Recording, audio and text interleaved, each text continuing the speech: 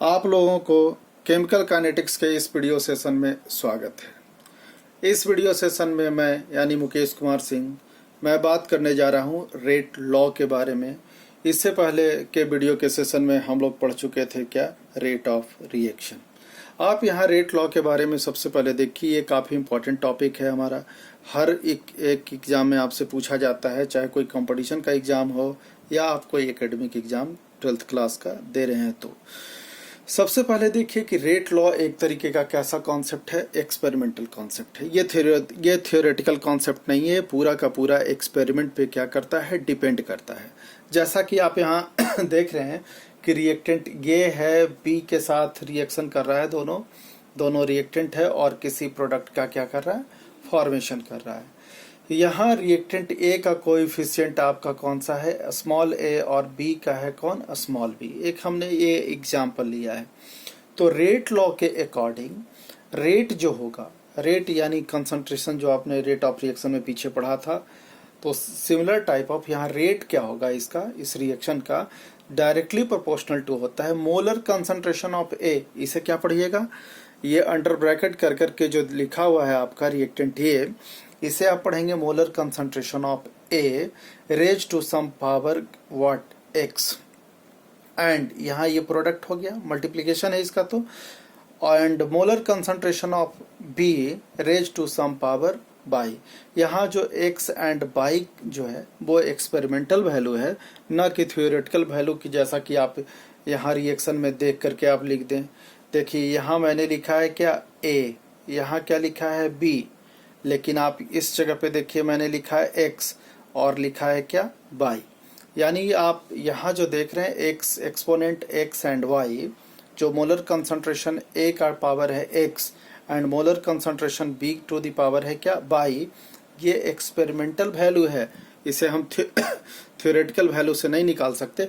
तो इसके बारे में मैंने यहाँ लिखा है कि the value of exponent x and y are found by experiment.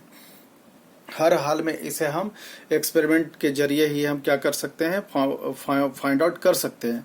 तो देखिए यहाँ डायरेक्टली प्रोपोर्शनल है।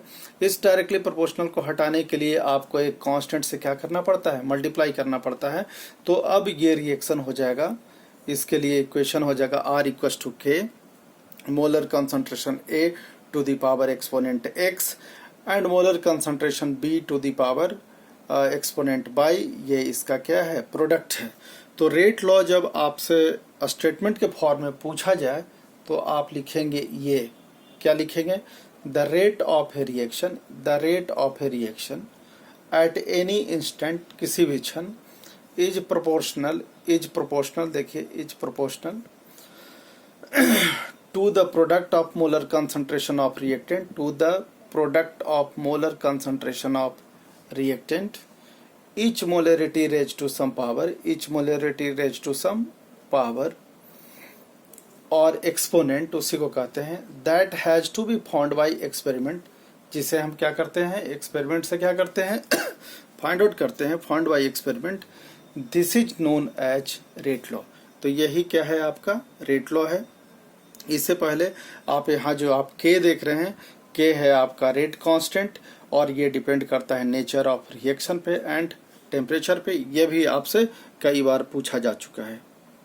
आप इतने रिएक्शन का एंड स्टेटमेंट का स्क्रीनशॉट ले लें, कॉपी पे आप अच्छे से नोट करें।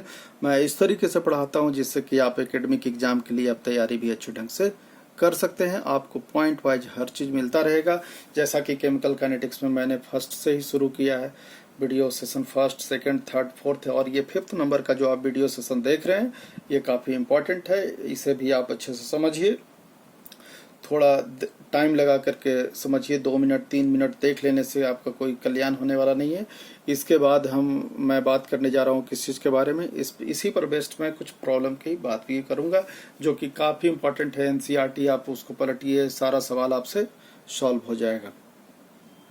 अब आप यहाँ देखिए, इसी चीज को मैंने लिखा है R इक्वल टू, यानी rate of reaction is equal to k, यहाँ रेट कांस्टेंट है, molar concentration of A raise to some power x, experimental value B raise to some power y. देखिए यहाँ x जो है उसको आप कहिए क्या, एक्चुअली ये एक्सपोनेंट है, लेकिन इस रिएक्शन में ये कहलाएगा order of reaction with respect to A. X को आप क्या कहेंगे यहाँ केमिस्ट्री के भाषा में? Order of reaction with respect to ए।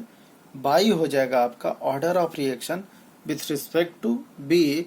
और आप ये दोनों पावर को आप सम निकाल देंगे तो दोनों को आप सम करने पे आपका वैल्यू आता है क्या? n। और यही n आपको कहलाएगा ऑर्डर ऑफ रिएक्शन, और ये काफ़ी इंपॉर्टेंट चीज़ है।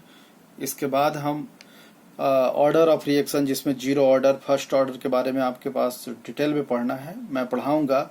आपको यहीं से समझ में आएगा कि ऑर्डर ऑफ रिएक्शन हम कैसे फाइंड आउट करते हैं। आप देखिए x और प्लस वाई, यानी जो रिएक्शन था आपके पास कौन सा? ए प्लस बी प्रोडक्ट।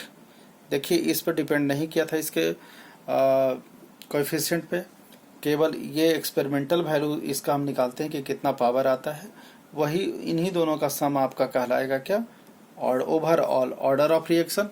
पार्टिकुलरली आप कहिएगा ए के लिए तो order of reaction A, B के लिए कहिएगा तो ऑर्डर ऑफ रिएक्शन बाई, यहाँ एक से यहाँ बाई। तो आप इसे ध्यान में रखिएगा। ये भी काफ़ी इंपॉर्टेंट है आपको, कौन सा? Unit of rate constant. देखिए एक जनरल हम यहाँ से ले लिए हैं आर इक्वल टू के ए टू दी पावर एन। एक ही रिएक्टेंट को मान के चले हैं। एन क्या ले लिए हैं? एक्स और प्लस बाई का क्या है? ये सम है। तो आपको ये यूनिट ऑफ रेट कांस्टेंट यानी इसका के का निकालना है। तो के इक्वल टू आप क्या लिख सकते हैं? ये आर ऊपर हो जाएगा और ये डिवाइड होकर के टू दी पावर एन नीचे चला जाएगा। आर है क्या? यूनिट ऑफ रेट यहाँ लिख देंगे क्योंकि रेट ऑफ रिएक्शन है। और ए है आपका मोलर कंसंट्रेशन है, तो unit of concentration raise to some power n. ठीक है। आप आगे देखिए इसी चीज को, यूनिट ऑफ रेट होता है मोल पर लीटर इंटू पर time, divided by unit of concentration होता है मोल पर लीटर, और जितना पावर था उतना पावर यहाँ लिख दिया है मैंने। इसको जब आप सॉल्व करिएगा तो देखिए मोल पर लीटर है, इसलिए मोल पर लीटर इसका पावर 1 था, तो 1 माइनस नीचे से ऊपर गया तो क्या हो जाएगा? 1 माइनस एन, और ये टाइम था तो टाइम -1, ऐसे लिख देंगे। ठीक है। तो ये आपका आ गया क्या? यूनिट ऑफ रेट कांस्टेंट के। आप जैसा ये फर्स्ट ऑर्डर होगा तो 1 माइनस 1 हो जाएगा, तो ये 0 हो जाएगा, तो केवल टाइम आ जाएगा। सेकंड ऑर्डर होगा तो 1 माइनस 2 करेंगे। थर्ड ऑर्डर होगा तो 1 माइनस 3 कर देंगे। यानी n का वैल्यू यदि आता है आपका 0 तो जीरो ऑर्डर रिएक्शन, 1 तो first order reaction, 2 second order reaction, 3 third order reaction. लेकिन हमें सबसे ज़्यादा अच्छे तरीके से पढ़ना है zero order reaction and first order reaction he syllabus में हमें पढ़ना है। आप यहाँ देखिए प्रेशर के टर्म में लिखते तो कैसे लिखते?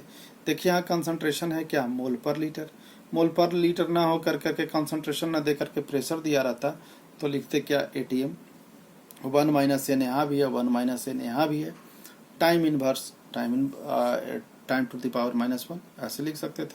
तो जब आपका प्रेशर दिया रहेगा तो रेट कांस्टेंट का यूनिट ये, और कंसंट्रेशन जब दिया रहे तो रेट कांस्टेंट का यूनिट ये हो जाएगा। ये काफ़ी इंपॉर्टेंट है। जैसा कि मैंने आप लोगों को बताया कि ऑर्डर ऑफ रिएक्शन में भी होल नंबर, निगेटिव, पॉजिटिव और फ्रैक्शनल हो सकता है।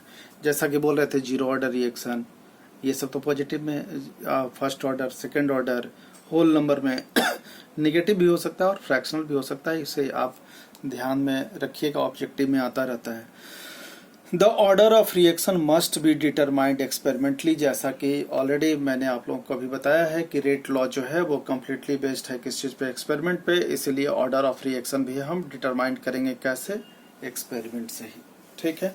अब इसी पर बेस्ड एक क्वेश्चन ले लेते हैं। यहाँ हमने एक ऐसा टाइप लिया है सवाल का जो कि NCERT से ही लिया गया है, और ये आपका उसी पे बेस्ड है। एक ये टाइप है केवल, इस टाइप पे आपको ढेर सारे सवाल आपको वहाँ देखने को मिलेगा। आप उसे क्या करिएगा? सॉल्व करिएगा। लेकिन एक आप समझ गए, कहने का मतलब कि एक आपने साध लिया तो सब सध जाएगा। एक साधे सब सधे, सब साधे सब जाए। तो आप इसे ध्यान से देखिए। देखिए यहाँ क्या दिया हुआ है। एक क्वेश्चन है आपके पास कि कंसिडर द हाइपोथेटिकल रिएक्शन। यही रिएक्शन है आपका। ए है, बी के साथ रिएक्शन करके कोई प्रोडक्ट का क्या कर रहा है? फॉर्मेशन कर रहा है। Concentration rate data for the hypothetical reaction सब दिया गया है। जैसे किसी स्टूडेंट ने यहाँ क्या किए हैं कि 5 बार इसको एक्सपेरिमेंट किया गया है इसी को लेकर के, रिएक्टेंट ए और रिएक्टेंट बी को लेकर के रिएक्शन किया गया है। कितने बार किया गया है एक्सपेरिमेंट में? 5 बार। यहाँ जो डेटा दिया है उसके अकॉर्डिंग मैं बात कर रहा हूँ। हर एक्सपेरिमेंट में जो कंसंट्रेशन है वो अलग अलग रखा गया है। फिर हम देखें कि उसके रेट पे क्या क्या चेंजिंग आ रहा है। जैसे एक्सपेरिमेंट 1 किया गया तो उस समय रिएक्टेंट ए का कंसंट्रेशन मोल पर लीटर के हिसाब से था कितना? 0.10। बी का कितना था? 0.10। यानी दोनों को सेम सेम रखा गया, तब उसका इनिशियल रेट देखा गया कितना? 0.20 मोल पर लीटर पर सेकेंड। इसी तरीके से second experiment, third, fourth, fifth किया गया, अलग अलग कंसंट्रेशन लिया गया, तो अलग अलग इसका भी लिया गया। कभी कभी कांस्टेंट रखा गया, कभी कभी अलग लिया गया। जैसे यहाँ ये 3 एक्सपेरिमेंट तक तो कांस्टेंट है, इसमें क्या है? वेरिएबल। इसमें देखिए ये वेरिएबल है, यहाँ से ये सब कांस्टेंट हो गया, ऊपर का वेरिएबल था। और सबों पे देखिए रेट क्या होते चला गया, अलग अलग हो गया है। तो आपसे पूछेगा कि ऑर्डर ऑफ रिएक्शन इसका बताइए क्या होगा। तो ये एक्सपेरिमेंटल डेटा दिया हुआ है। इस एक्सपेरिमेंटल डेटा के हेल्प से हम इस रिएक्शन का क्या करेंगे? ऑर्डर ऑफ रिएक्शन को फाइंड आउट करेंगे। तो चलिए देखते हैं कैसे करेंगे। देखिए आपके पास जो रिएक्शन है वो एक्चुअली है कौन? ए है प्लस बी, और ये बना रहा है कोई प्रोडक्ट, ठीक है। इसके लिए आप रेट लिखते, प्रोडक्ट से तो कुछ लेना देना है नहीं, यहाँ हम रिएक्टेंट का ही रेट लिखते हैं रेट लॉ के अकॉर्डिंग। तो रेट लिखते तो ये rate constant k is equal to molar concentration A to the power x and molar concentration B to the power y हो जाएगा। यहाँ हम एक्स और बाई का वैल्यू यदि निकाल लें वो तो उन्हीं दोनों का सम कहलाएगा आपका क्या? Order of reaction. तो देखिए हम कैसे निकालेंगे। यहाँ क्या किए हैं हमने किया है मैंने कि दो फर्स्ट एक्सपेरिमेंट और सेकंड एक्सपेरिमेंट पे आप नज़र डालिए। सबसे पहले ये दोनों कांस्टेंट वैल्यू, लेकिन ये दोनों है वेरिएबल। यदि हम सेकंड एक्सपेरिमेंट को इसमें वैल्यू में पुट करें और फर्स्ट को अलग दूसरे में पुट करके दोनों को डिवाइड कर दें तो हमारा कुछ आएगा। देखिए कैसे आएगा। डिवाइडिंग एक्सपेरिमेंट हम 2 बाई क्या किए हैं? 1 किए। तो यहाँ आप देखिए कि क्या क्या हुआ है। तो देखिए आप आर की जगह पे सेकंड एक्सपेरिमेंट में कितना वैल्यू है? 0.40 आर की जगह पर हमने पुट किया। इज इक्वल टू क्या होता है? के। तो के कंसंट्रेशन ए का कितना है सेकंड वाले में? 0.20, तो 0.20 to the power x. B का कंसंट्रेशन कितना है? 0.10, तो 0.10 टू द पावर बाई। इसी को डिवाइड किए हैं कि एक्सपेरिमेंट फर्स्ट से, तो इसमें देखिए इसका कितना है? 0.20 नीचे इज इक्वल टू के। ए का कंसंट्रेशन इसमें कितना है? 0.10, तो 0.10 to the power x. B का कितना है? 0.10 टू द पावर बाई। अब इसको काटिए तो देखिए ये तो कैंसिल हो जाएगा। साथ साथ में देखिए ये 2 टाइम्स ये क्या हो जाएगा? कैंसिल हो जाएगा, 2 हो जाएगा, ठीक है। और के से के कैंसिल हो जाएगा, ये भी 2 टाइम्स से क्या हो जाएगा? कैंसिल हो जाएगा। तो फाइनली आपके पास क्या आ गया? 2 इधर, और यहाँ 2 टू द पावर कितना हो जाएगा? x। तो आप यहाँ देखिए 2 is equal to 2 to the power x, यानी यहाँ पावर 1। तो x का वैल्यू कितना हो गया इसका? 1। यानी order of reaction with respect to a आ गया कितना? 1 x का वैल्यू, यानी फर्स्ट ऑर्डर रिएक्शन। अब देखिए हम यहाँ ऐसा क्यों कर पाए? तो देखिए इन दोनों का जो कांस्टेंट वैल्यू था, इसी कांस्टेंट वैल्यू के कारण ये दोनों कट हुआ, तो बाई बाई कैंसिल हो गया जो वेरिएबल था। तो ये वेरिएबल हमारा x क्या हो गया? फाइंड आउट हो गया। अब हम देखेंगे, देखिए ये दोनों इसका कांस्टेंट है, यानी थर्ड और फोर्थ के बीच में हम कंपेयर करें और ये वेरिएबल है, तो इस तरीके से हम बाई का भी वैल्यू क्या कर सकते हैं? फाइंड आउट कर सकते हैं। तो देखिए कैसे करते हैं। देखिए सेकंड में अब डिवाइड करें फोर्थ को थर्ड से, फोर्थ एक्सपेरिमेंट को थर्ड से, इसी में सब वैल्यू पुट करिए। तो फोर्थ में आप देखिए कि इसका रेट कितना है? फोर्थ में आप यहाँ 2.40, तो यहाँ लिखे हैं 2.40। इसका कितना? थर्ड का कितना है? 0.60 इक्वल टू के वही रह जाएगा ए टू द पावर। ये का कंसंट्रेशन इस सब का पुट किए हैं, यहाँ से देख लीजिएगा आप, मिलाइए। ए का कंसंट्रेशन है आपके पास 0.30 0.30 तो दोनों लिख दिए। यहाँ कितना है 0.20 और 0.10 तो आप यहाँ देखिए कि कितना हो जाएगा। देखिए यहाँ कितना हो जाएगा 0.10। ठीक है, तो आप इसको कट करिए तो हो जाएगा। ये देखिए के से के कट गया, ये पूरा वैल्यू कट गया आपका। फिर आप 4 टाइम्स इसको आप कट कर सकते हैं, ये भी कैंसिल हो जाएगा। तो ये आ जाएगा 2.40 बाई 0.60 इज इक्वल टू, यहाँ ये 2 टाइम्स कटा तो ये हो जाएगा 2 टू द पावर बाई।